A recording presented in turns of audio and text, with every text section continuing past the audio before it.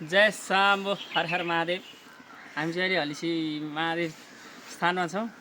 अब यहाँ चाहिँ भाइले सोध्यो यो बसा गुफामा किन चाहिँ ठुलो त्यत्रो भङ किन दुलो पऱ्यो, त्यहाँबाट चाहिँ आकाश कसरी देख्यो भनेर सोध्यो। अब त्यसको चाहिँ म यहाँ थोरै मैले जानेको जे कुरा हो भने म भन्छु, यसलाई अन्यथा नलिउँ है। भगवान् शिव र पार्वती चाहिँ अब भनौँ न यसै विचरण गर्ने क्रममा चाहिँ भस्मासुरले देखेछ। पार्वती चाहिँ साह्रै मन पऱ्यो उसलाई।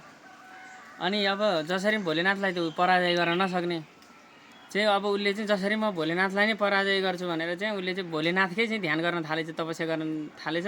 भगवान् शिव आशुतोष हुनुहुन्छ, उसको ध्यान देखेर चाहिँ भगवान् प्रसन्न भएर हे भस्मासुर तिमीले मेरो किन आराधना गरौ ल भन भनिसकेपछि भस्मासुरले भन्यो प्रभु मलाई यस्तो वरदान दिनुहोस् कि मैले जसको शिरमा हात राख्छु त्यो चाहिँ भस्म होस् भने भस्म हुन सकोस् भन्ने मलाई आशीर्वाद दिनु भनिसकेपछि अब भगवान् भोलेनाथ आशुतोष भक्तको खुसीको लागि जे पनि गर्न तयार। उहाँले चाहिँ ल तथास्तु बालक भन्नुभएको छ। त्यहाँबाट जब त्यो आशीर्वाद दिने बित्तिकै चाहिँ अब भस्मासुरले भन्न लाग्यो मलाई पार्वती मन परेको छ, उसलाई त पार्वती यसै माता पार्वती मन परे।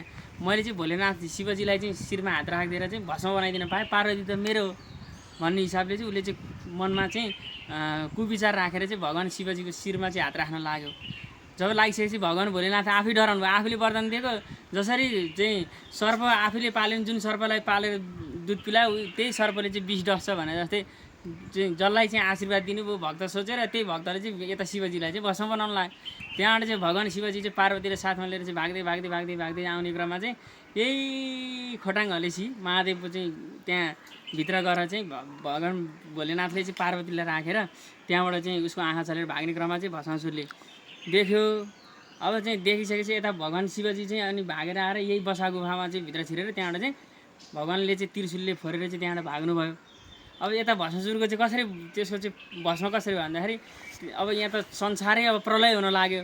भगवान् जो चाहिँ भ्रमण भनौँ न सबै कुराको चाहिँ अन्तर्यामी भगवान् शिवजी नै चाहिँ अब थर्कमान डराएर हिँडिसकेपछि संसारै काप्न थाल्यो। त्यसपछि सबै देवताहरू डराउन थाले।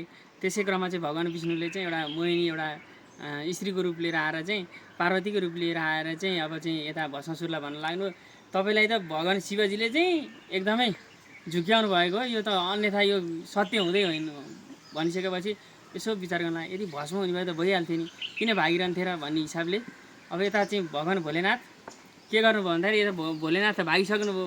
अब यता छल्नको लागि चाहिँ पार्वतीको जुन रूप लिएर आउनु भएको थियो भगवान् शिवजी नाच्न लाग्नुभयो। चाहिँ पार्वती रूप लिएर विष्णुजी आउनु भएको थियो, अब नाच्न लाग्नुभयो। ल तपाईँ हामी चाहिँ नृत्य गरौँ भनिसकेपछि नाच्न लाग्यो। कहिले यता कम्मरमा हात राख्ने, कहिले यता गर्दा गरे झुक्याएर चाहिँ शिरमा जब माता पार्वतीको चाहिँ रूपले जब हात शिरमा राख्नुभयो त्यसपछि भस्मासुरको गोविन्दाय नमो नमः यो फोटो चाहिँ भिडियो चाहिँ नहाले भाइ।